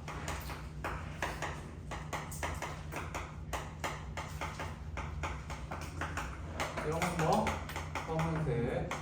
255는 흰색. 숫자가 높을수록 흰색에 가까워져, 밝아져. 이를 컴퓨터가 처리하는 데이터의 기본은 8비트 밑줄. 각각의 픽셀은 검은색인 0부터 118개까지 총 256가지의 값 중 하나를 갖게 되며, 왜 비트는 몇 진법이니? 비트는 2진법이니까 2에 8제곱 하니까 256까지가 나오겠지. 밑줄 숫자가 클수록 흰색에 가깝다. 칠판. 자, 비트 얘기하는데 비트가 총 몇 개? 8개가 나오는데 8개 중에 숫자가 클수록 어디에 가깝다? 흰색에 가깝다. 칠판. 숫자가 클수록이라는 조건이 나왔지. 그래 안 그래? 숫자가 클수록 조건이 나왔지. 이 문장 딱 보는 순간 비문학 독서할 때 니네가 무조건 알아야 되는 비법과 시험 문제는 이게 나온다. 뭐가 나올까? 두 가지가 나오는데, 첫 번째는 둘의 관계를 봐야 되고, 시험 문제 관계보다는 무조건 나오는 거는, 잘 나오는 거는 여기다.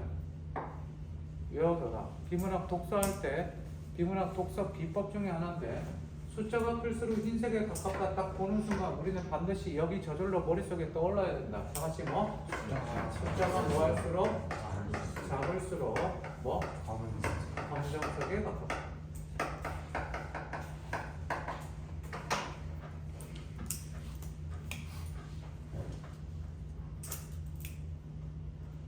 썼습니까?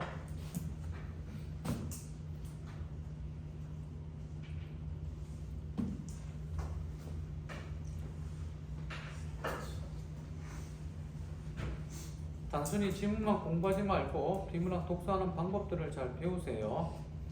이때 각 픽셀은 8비트의 데이터 중 왼쪽에 위치하는 상위 비트가 바뀔수록 그에 해당하는 정수값의 변화가 크기 때문에, 또 나왔네, 괄호칩니다. 왼쪽에 위치하는 상위 비트가 바뀔수록, 또 나왔다, 왼쪽에 위치하는 상위 비트가 바뀔수록, 그다음 어떻게 된다? 변화 역시 뭐한다? 변화 역시 커진다가 되겠지. 됐나요? 변화가 크기 때문에 색상의 변화를 육안으로 인식하기 쉽고, 색상 변화 인식하기가 쉽다.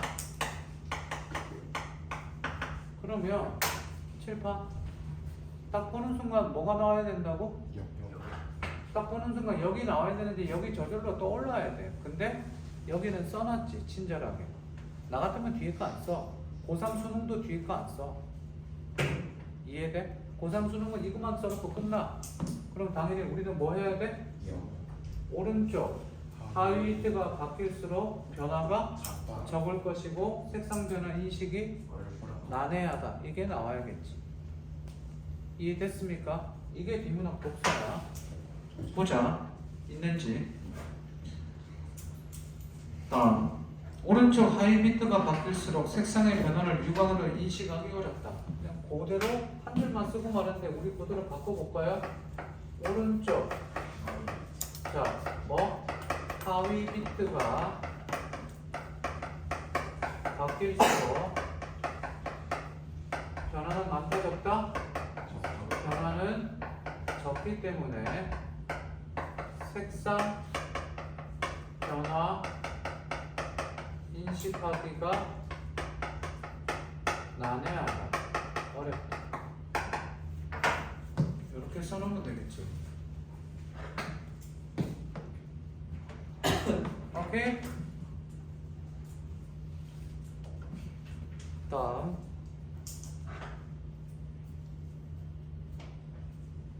LSB는 색상 변화의 가장 큰 변화에 가장 영향을 적게 주는 오른쪽 마지막 체어의 빛줄 LSB 연결. 자, 그냥 여기다 쓸게요. 이게 뭐가 된다? 이게 LSB가 된다. 이건 뭐 쉽지? LSB 치환 과정에서는 원본 이미지에 시각적인 변화를 주지 않기 위해 밑줄 워터마크 이미지의 픽셀 데이터를 원본 이미지의 각 픽셀에 LSB 하나씩 나누어 숨긴다. 다시 한 번 더 이해를 해야 돼. 변화를 주지 않기 위해 워터마크 이미지의 픽셀 데이터를 원본 이미지의 각 픽셀의 LSB에 하나씩 나누어 숨긴다. 각각 하나씩 뭐한다? 나누어 숨긴다는 거야. 됐습니까? 이해돼? 이때 세 번째 문단 원본 이미지 각 픽셀의 8개의 비트 중에 LSB에만 데이터를 살아가야 하기 때문에 칠판 보세요. 여기 보세요. 뒤에 그림 나오니까 보고 말겠지만 자 36번 봅시다. 36번을 바탕으로 설명을 해볼게요. 여기 잘 보세요. 너무 많으니까 적당히 해봐. 이게 한 픽셀이죠. 이해됐니? 이게 한 픽셀이지. 이해됐어 안 됐어? 네. 이 픽셀은 몇 개의 비트가 있어? 8개. 8개의 비트가 있겠지. 이 중에서 어디에만 집어넣는다? 맨 밑에는 LSB에만 여기에다가 뭐를 집어넣는다? 워터마크 이미지를 삽입한다는 얘기가 됐습니다. 됐습니까? 요거 이해해야지 문제가 풀리겠지. 글만 읽고 이해할 수 있어야겠죠. 자, 그 다음 볼게요. 다시 본문으로 돌아와서 워터마크 이미지의 한 픽셀에 삽입하기 위해서는 원본 이미지의 픽셀 8개가 필요하다. 그러겠지. 픽셀 8개가 필요하겠지. 결국 원본 이미지의 픽셀 수는 최대로 삽입 가능한 픽셀 수와 같기 때문에 여기 밑줄. 자, 뭐라고? 원본 이미지의 픽셀 수는 최대로 삽입 가능한 비트 수와 같기 때문에 원본 이미지의 픽셀 수가 워터마크 이미지의 전체 비트 수보다 작다면 워터마크 이미지 일부는 삽입될 수 없겠지. 이건 당연하지. 그래 안 그래? 여기 봐. 원본이 1000개고 워터마크가 1500개야. 그러면 몇 개는 못 들어가? 500개는 못 들어가겠지. 이해됐습니까? 이해가 되면 다른 사람한테 설명할 수 있어야 되고 옆에다가 자기가 예를 쓸 수 있어야 됩니다.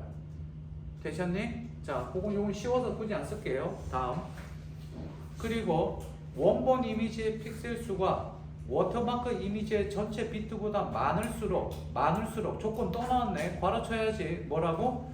원본 이미지의 픽셀 수가 워터마크 이미지의 전체 비트 수보다 많을수록 원본 이미지의 시각적 변화가 적게 나타난다. 이런 것들 시험 문제에 나오겠죠. 자, 칠판 봅시다. 여기서 씁시다. 따로 써야 되는데 칸이 없으니까 원본 이미지의 픽셀 수가 누구보다 많다면 워터마크 이미지보다 많다면 칠판 뭐가 나타난다고? 그 다음 어떻다고? 변화가 어떻다고? 적게. 이미지의 시각적 변화가 적게 일어난다. 시각적 변화가 적게 일어난다. 칠판 봅시다. 그럼 우리 바로 위에서 했던 거 있지? 뭐가 될까?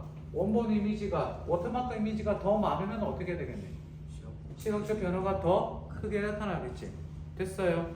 다음. 이 방법은 많은 양의 데이터를 빠르고 간단하게 삽입, 의의가 나오죠. 여기 보세요. 있어요, 없어요? 있어요, 없어요? 있죠. 시험 문제 나온다니까. 자, 공간 영역 활용 방식의 의의가 뭐라고? 여기다 써볼까? 뭐라고? 많은 양의 데이터를 빠르게, 그치? 많은 양의 데이터를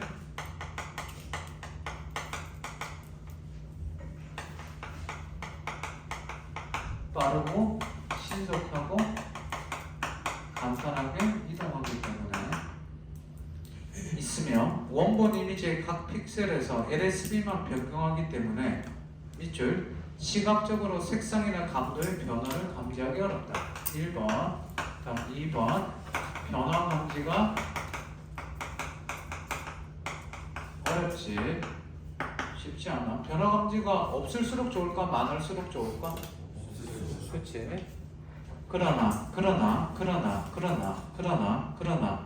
워터마크가 삽입된 이미지의 LSB를 인위적으로 조정하는 경우 워터마크가 쉽게 제거될 수 있다. 7번 보세요. 얘가 뭐예요? 얘가 의의자 장점이 되겠죠.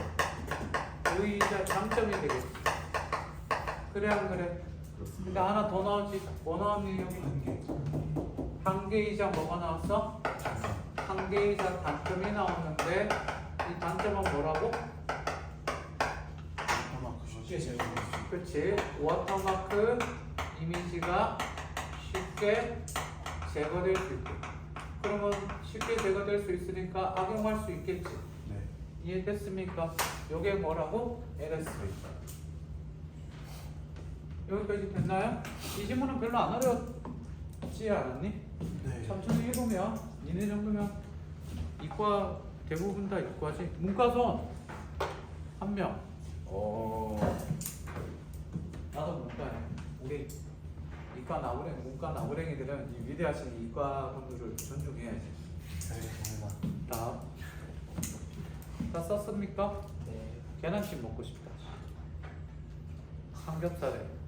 오. 식당 다 문 닫았다고? 몇만 원. 제기라. 주파수 영역을 활용하는 방식은 DCT. 주파수 영역은 DCT. 수지 안 읽을게. 디스 오케이. 코사인 요건 안다. 트랜스포머. DCT는 이미지 데이터를 공간값에서 주파수 값으로 바꾸는 과정이다. 자, DCT는 뭐로? 얘는 공간값을 주파수 값으로 바꾼대. 바꾸는 방식이다. 과정이다. 이미지에 DCT를 적용하면 밑줄 주변 픽셀과 색상이나 밝기 차이가 적은 픽셀은 낮은 주파수 값으로 끊고, 계속 밑줄 경계선 등 주변 픽셀과 색상이나 밝기 차이가 큰 픽셀은 높은 주파수 값. 이런 거는 당연히 시험 문제 기본으로 나오겠죠. 낮은 주파수는 뭐라고? 주변 픽셀과 색상. 높은 주파수가 나오는데 얘는 주변과 차이가 많다 적다? 차이가 적은 경우고 주변과 차이가 큰 경우겠지. 적다와 많다니까 적은 경우고 많은 경우. 이렇게 갑시다. 자, 원본 이미지를 일정한 크기의 여러 블록으로 나누고 블록별로 각 픽셀의 색상 값을 DCT 수식에 따라 변환하며 주파수값 분포표를 얻을 수 있다. 선생님은 이 문장 딱 읽고 나서 어떻게 되느냐, 옆에다가 그냥 대충 이렇게 그렸어요. 대충 그리고 여기에 공간값이 있겠죠. 1, 2, 3, 4, 5, 6 뭐 대충 이렇게 있을 거 아니야. 이거를 뭐로 바꾼다고? 주파수 값으로 바꾼다는 얘기겠지. 그렇지?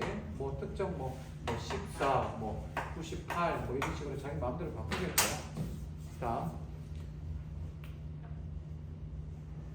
주파수값 분포표에는 좌측 상단으로 갈수록 낮은 주파수값, 우측 하단으로 갈수록 높은 주파수값이 분포. 그러면 요거를 바탕으로 몇 개만 해봅시다. 4칸 정도만 하면 되겠네. 이걸 가지고 여기 있는 각각의 공간값을 뭐로 바꾼다? 주파수로 걸 바꿀 때 여기가 뭐? 낮은 게 되고 여기가 뭐가 돼? 높은 주파수 값이 되고. 칠판 보세요. 여기가 경계가 더 뚜렷하다. OX. 오. 주목. 여기가 경계가 더 뚜렷하다. OX. 지금 좀 전에 읽었잖아. 자, 색상 변화가 차이가 덜 나타난다. OX. 색상 변화의 차이가 덜 나타난다. 여기 OX 5가 되지. 이해돼? 낮은 주파수고 높은 주파수니까 뭐 말인지 이해되니 지금? 네. 지금 이해되고 있어 안 되고 있어? 되고 있어? 안 돼. 돼야 안 돼. 솔직히 얘기해. 됐어? 쉽지? 표정이랑 대사가 안 맞는데. 괜찮아? 교정 언제부터 했어? 언제 빼? 대학 가기 전에 빼 안 빼? 고3 때 때요. 다행이다. 저거 이 교정하고 나서 키스하면 큰일 난다. 옛날에 쇠 있을 때 내 친구 여자친구가 교정하는데 키스하지 말라고 그랬는데 술 먹고 키스해갖고 혀 찢어갖고 응급실에 실려갔다. 술 취해갖고 큰일 난다. 조심해라. 알겠니? 얘 다른 남자애들 조심해. 알겠어? 하려고 그러면 못하게 야 혀 찢어져 조심해 이러고. 알겠지 소진아? 자, 다음. 이런 거 좋아.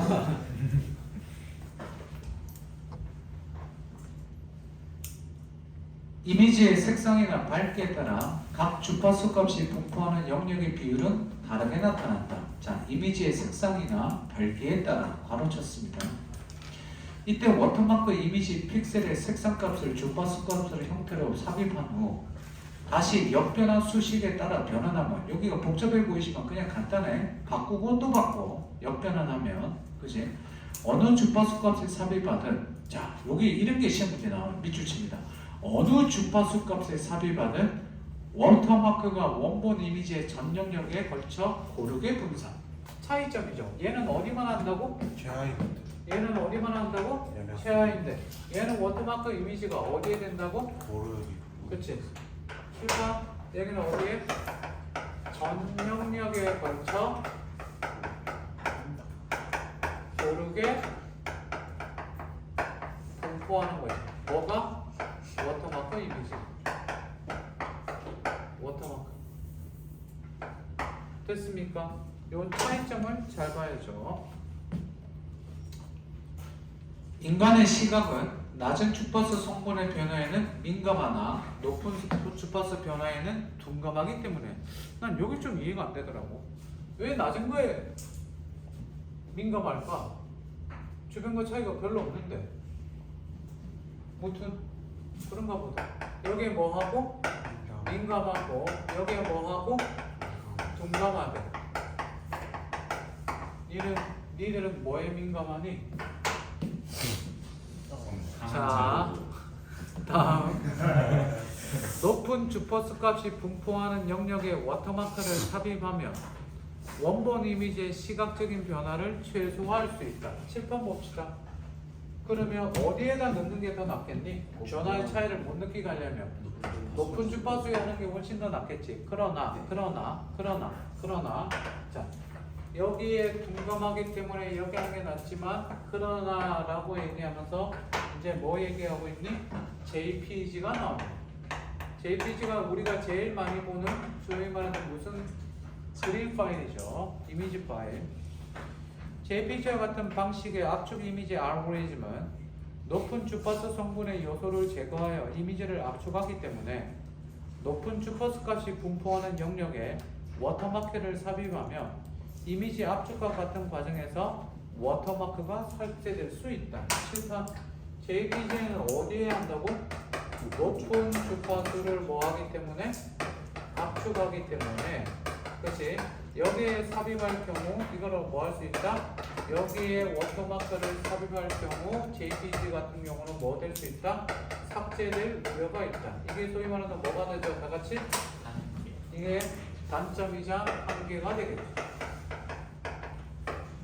단점이자 한계가 되겠지.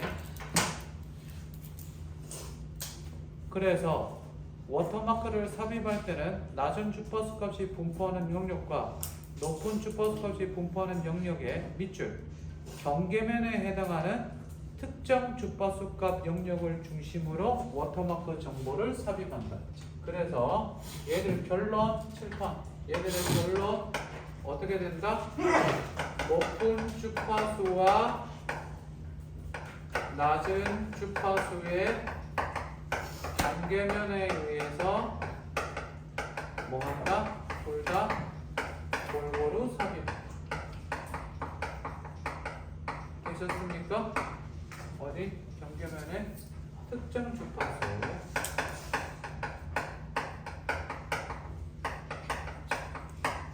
되셨니? 영역을 중심으로 워터마크 정보를 삽입한다. 자, 그 다음 이제 장점이자 의의가 나오죠. 여기까지 썼어? 오늘 수업 되게 재미없지? 나도 알아. 근데 이게 만약에 니네가 그냥 내신이 아니었다면 이거 안 했을, 이렇게 안 했을 거야. 내신이니까. 이거 보는 친구들도 다 내신하는 친구들이야. 봐야 돼. 좀만 참자. 다 끝났다. 이 방법은 이미지의 왜곡이 적어. 장점이지. 시각적으로 원본 이미지와의 차이를 식별하기 어렵다. 1번. 또한 삽입할 때 데이터를 이미지 영역에 골고루 분산시키기 때문에 2번. 변형 과정을 거쳐도 LSB 취한 방법에 비해 워터마커가 상대적으로 쉽게 제거되지 않는다. 자, 얘 장점 두 가지. 첫 번째 뭐? 일단 첫 번째 뭐? 읽었으면 외워. 이거 시험 볼 거잖아. 내가 시험 보니 니네가 보니? 니네가 보겠지? 자, 1번 뭐라고? 이미지 뭐가 적다? 이미지 왜곡이 적어서 시각적 변형 알아차리기 쉽다. 어렵다. 어렵기 때문에 이미지 왜곡이 적지. 그렇지? 적다. 그래서 변화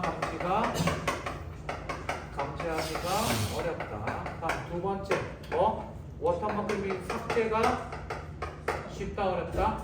삭제가 어렵다. 어디에 비해서? LSB에 비해서. 다음. 그러나 이제 뭐가 나오겠니? 한 개 더 나오겠지. 데이터 삽입이 가능한 주파수까지의 갭수가 원본 이미지의 픽셀 수보다 훨씬 적기 때문에 삽입할 수 있는 데이터의 양이 LSB 취한 방법보다 적다. 자, 칠판 보세요. 얘가 여기 저기라면 이게 장점이라면 한 개 역시 또 나옵니다. 한 개 하나 더 봅시다. 뭐라고? 뭐에 비해서? LSB에 비해서 데이터의 양이 많다 적다? 데이터가 작다. 되셨니? 그리고 픽셀의 개수가 같은 이미지라 하더라도 이미지의 색상이나 밝기에 따라 주파수 값이 분포하는 영역의 비율이 달라지기 때문에 B. 이미지에 따라 또 밑줄 이미지에 따라 삽입할 수 있는 데이터의 양이 달라진다. 이미지에 따라 데이터 양 다름. 요게 관계가 되겠다. 되셨나요? 네. 정리됐어? 네. 내신이니까 이렇게 하는 거야. 수능이면 조금 짧게 하겠지. 힘들어? 이때까지 했던 수업 중에서 제일 힘들지? 제일 재미없지? 나도 알아. 34번 찾을 수 없는 질문 다 같이? 3번. 일치불일치 문제. 35번? 1번. 네. 제거되지 제거되지 않는다. 자, 36번, 37번 문제 괜찮죠? 36번. 자, 봅시다. 36번은 뭐겠니? LSB. 37번은 BCT. 36번. A의 최대로 삽입 가능한 비트 수는 180개다. 그치? 원본 이미지랑 같겠죠? 됐습니까? 네. B의 전체 데이터 중 일부 비트는 A에 삽입될 수 없다. 왜? B는 몇 개? 63개. A는 몇 개? 108개니까. 맞아? 이렇게 계산하는 거? 틀렸지? 63 곱하기 뭐 해야 돼? 8 해야지. 그럼 몇 개? 504개가 나오겠지. 그래 안 그래? 네. 그치? 그래서 당연히 위는 180개고 얘는 504개니까 일부는 A에 삽입될 수 없겠지. 이해됐습니까? 네. 3번. B 픽셀 수가 더 많아지면 A의 시각적인 변화는 줄어날까 늘어날까? 늘어나요. 커지죠. 세 번째 문단에 나왔습니다. 정답 3번. 커집니다. 4번. A 픽셀의 색상이 B 픽셀의 색상에 비해 더 흰색에 가깝다. 네? 맞아요? 틀려요. A 픽셀은 오른쪽에 뭐라고 돼 있어요? A는 왼쪽 맨 첫 번째가 1이고 B는 영. 0이죠. 그래서 4번 맞고요. 5번 A 픽셀과 B 픽셀의 데이터가 삽입된 LS가 모두 1에서 0으로 바뀌게 됩니다. 자 여기 보세요. 거기 화살표 보면 어디로 바뀌어? 0에서 1로 바뀌지. 그림 따라가면 그대로 보이죠? 정답 3번. 37번. DCT에 대한 이해를 바탕으로 보기에 가나다에 보이는 것은 적절한 것. 적절해 동그라미. 적절해 동그라미. 1번. 가는 나보다 원본 이미지의 주변 픽셀과 색상의 밝기 차이가 더 큰 부분, 적은 부분. 작은 거. 가는 나보다 적은 부분이겠지? 작은 부분이겠지? 작은 부분. 2번. 시각적 변화가 더 크겠군? 정답.